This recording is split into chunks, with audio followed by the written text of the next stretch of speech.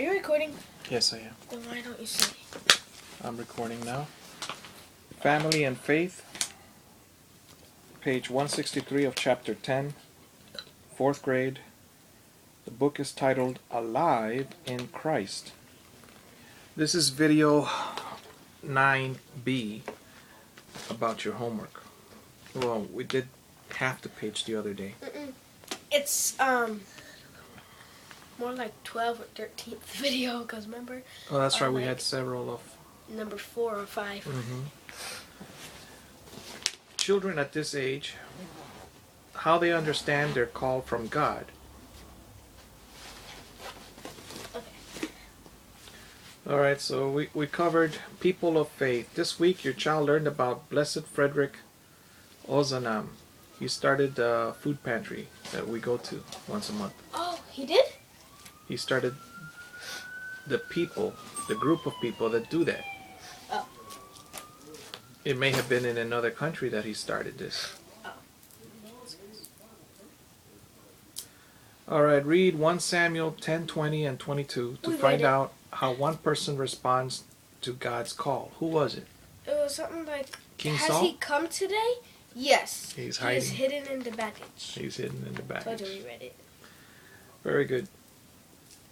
As 4th graders hear that God has a plan for their lives, they are capable of realizing that this plan is different from the one He has for anyone else.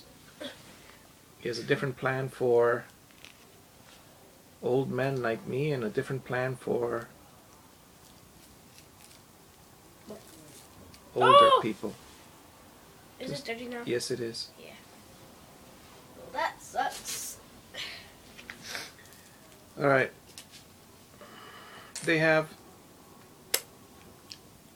His plan is different from the one He has for anyone else.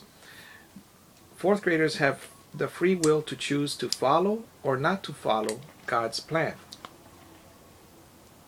With help and support from adults like you, Daniel, your child can begin to better identify the talents and interests that can point to God's plan, and also to see the opportunities to explore further God's path for his or her future. What? What? Her future? What's her future? Well, for you, you're a boy. For your future, what talents do you have? Running. Very fast. Mm-hmm.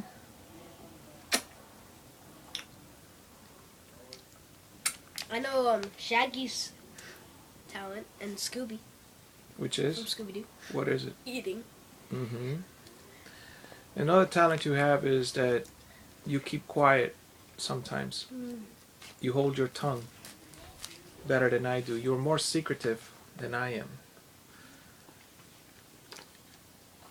By the way, Mm-hmm. I texted Robert on my tablet. Mm-hmm. Google Plus. Mm-hmm. We're friends now. He has Google Plus. Never knew that. Mm-hmm. Mm-hmm. And? What? Very well. And what? No, you texted him. Okay. That was the message. Said sup. Alright, so I gotta help you identify your talents. If you don't read the Bible on your own, son, and think about it and read many Bibles, because some of them don't make sense. I read some in Spanish, read some in English. What is the purpose of reading the Bible? To get wisdom. Yes. And you have to search it like if you were searching for gold. You have to go through the book of Genesis, John, Matthew, Mark, Luke, and John. You have to look through all of these books, Malachi, all of them, to look at what is the message for you.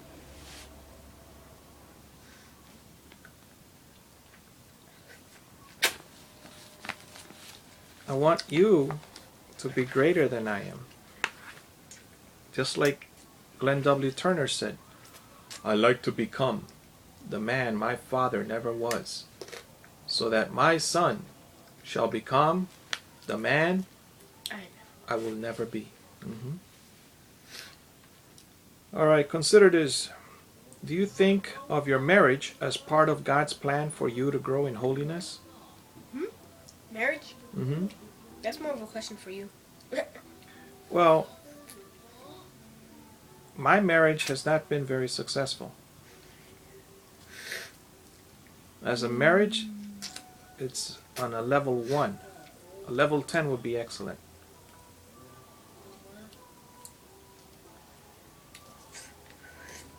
When you get married, or if you do, or if you have a girlfriend, yes, sir, Continue, Ashley.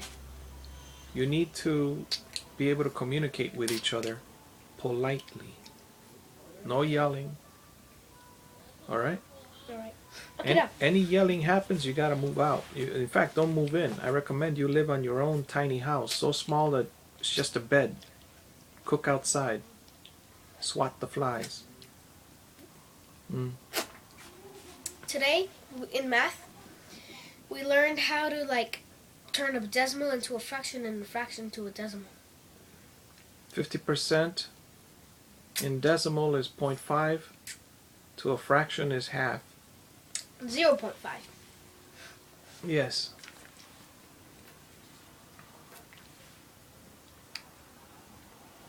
When we did, 6/10 into a decimal was 0.6. Or I see. 0.60. I see. Uh, So in your marriage, or when you have a woman, son, when God loans you a woman, because there might be temporary. You know what I mean? If you last all your life with her, that's nice. But most of the time, you won't last all your life with her.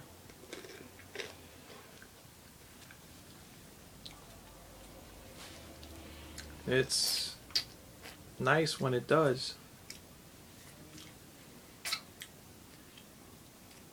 Alright, God invites us to grow in holiness through our vocations. The vocation of marriage helps us become one with God by loving our spouse. If your spouse is disrespectful and yelling, you cannot communicate with that spouse. Down.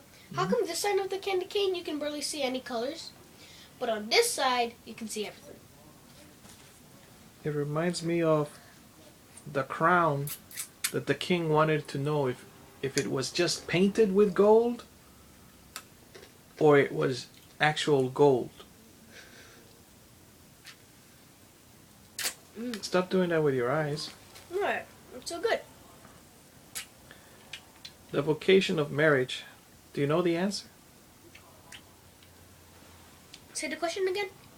The candy cane question. What? It's only painted on the outside. I don't know. That's why. Oh, that's why you brought up that story.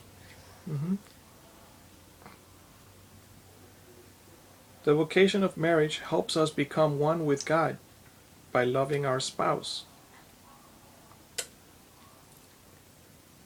We know that God created man and woman out of love and commanded them to imitate His love in their relations with each other. Oh, down. You're right, because look, the green there stops. I bit it just enough in half. Both are equal in human dignity, and in marriage, both are united in an unbreakable bond. USCCA page 279. What? They wrote down that both are equal in human dignity. Who's going to say, oh, men are better? Who's going to say women are better? Men would say they're better. Women say they're better. And it takes both to produce children. The way God intended it. Not in a science laboratory. Let's talk. Ask your child to explain marriage. Why are they talking about marriage at such an early age?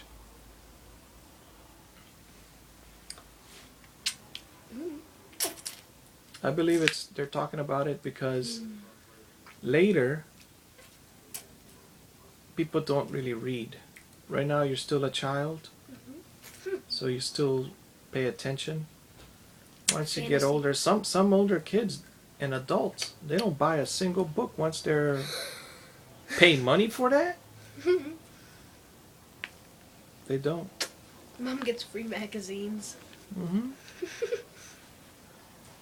All right, explain marriage. What is it? Let's do another video.